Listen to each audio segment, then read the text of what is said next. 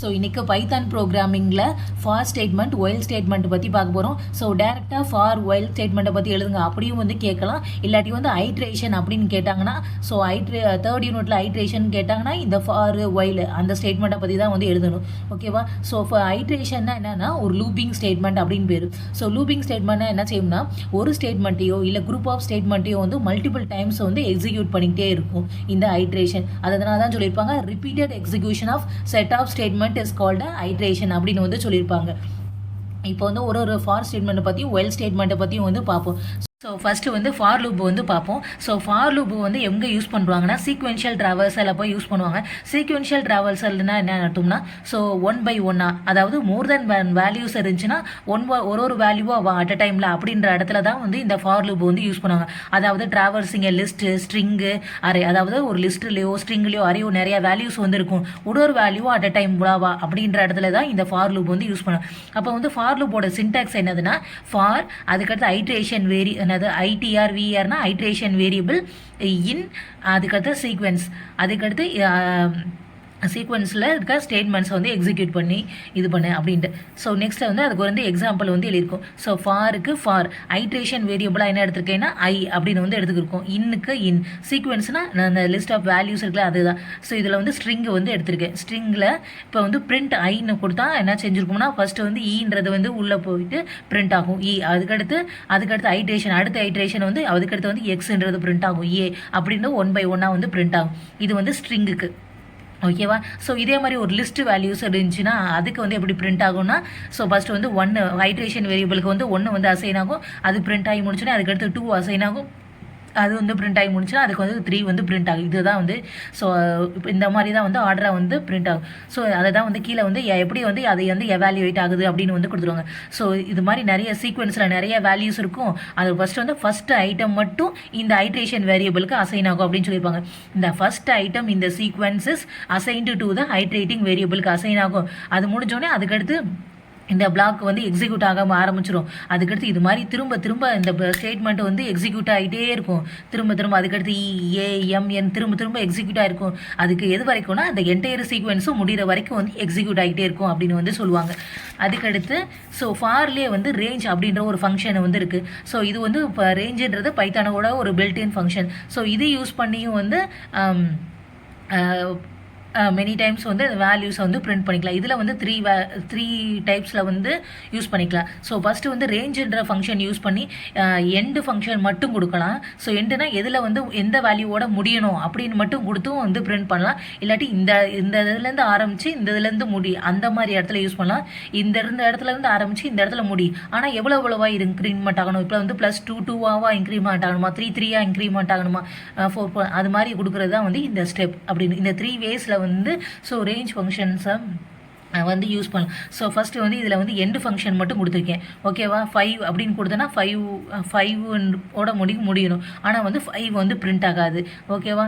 இப்போ வந்து ஃபாரை வந்து ஐயின் ரேஞ்ச் 5னா ஃபஸ்ட்டு வந்து 0 அப்படின்றது வந்து 0லேருந்து ஆரம்பிக்கும். எண்டுனா 5 முடியணும்னா 5 வந்து இங்கே பிரிண்ட் ஆகாது. 5க்கு முன்னாடி இருக்க நம்பர்லாம் வந்து பிரிண்ட் ஆகும். ஃபஸ்ட்டு வந்து 0லேருந்து ஆரம்பிக்கும், 0 வந்து பிரிண்ட் ஆகும். அதுக்கடுத்து வந்து 1 வரும், அதுக்கடுத்து 1 வந்து பிரிண்ட் ஆகும், அதுக்கடுத்து 2 3 அது மாதிரி வந்து பிரிண்ட் ஆகிட்டே இருக்கும். அப் டு வந்து 4 வரைக்கும் பிரிண்ட் ஆகும், 5 வந்து பிரிண்ட் ஆகும். இல்லை இப்போ வந்து ஸ்டார்டிங் இப்போ 0லேருந்து தானே பிரிண்ட் ஆகுது, இல்லை எனக்கு 1லேருந்து பிரிண்ட் ஆனால் போதும் அப்படின்னு உங்களுக்கு தோணுச்சுன்னா, இப்போ வந்து 1 to 4னா 1லேருந்து ஸ்டார்ட் ஆகணும், 4லோட முடியணும். ஆனால் 4 வந்து பிரிண்ட் ஆகாது. ஓகேவா? அந்த மாதிரி இதில் வந்து ஸ்டார்டிங் எண்டிங் கொடுப்போம், எண்டோட லாஸ்ட்டு வந்து பிரிண்ட் ஆகாது. இந்த மாதிரி இது வந்து இது.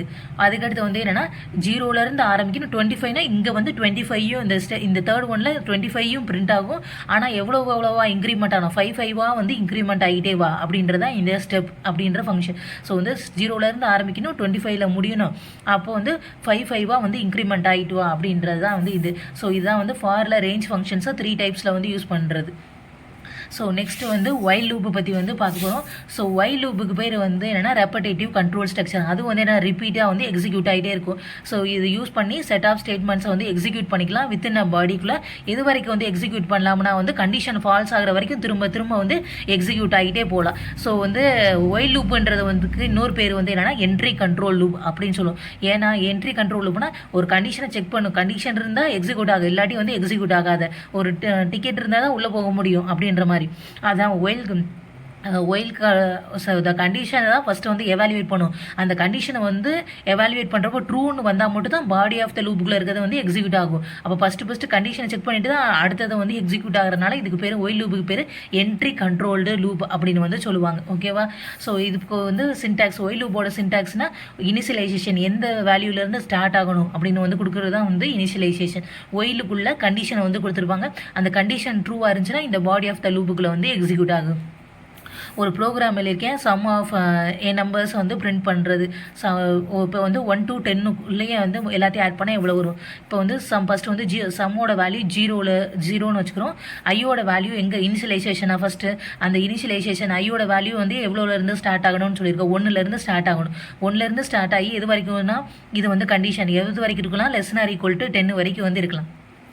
ஒரு ஐ வேல்யூவாக வந்து இந்த சம்மோட ஆட் ஆகிட்டு இருக்கும். அப்புறம் வந்து திரும்ப ஐயோட வேல்யூ வந்து இன்க்ரிமெண்ட் ஆகி இங்கே வந்து போகும். ஃபஸ்ட்டு வந்து பாருங்கள், சம் = சம் ப்ளஸ் ஐயா. ஃபஸ்ட்டு வந்து சம்மோட வேல்யூ இனிஷியலாக வந்து 0ன்னு போட்டிருக்கேன். ஃபஸ்ட்டு ஐயோட வேல்யூ வந்து ஆரம்பத்தில் எவ்வளோ இருக்கும், 1 இங்கே வந்து கண்டிஷனுக்குள்ளே வந்து செக் பண்ணி பார்க்குமா, ஆமாம் 1 வந்து <= 10 தான். அப்போ கண்டிஷன் ட்ரூனா இங்கே வந்து ஐயோட வேல்யூ இங்கே வந்துருமா.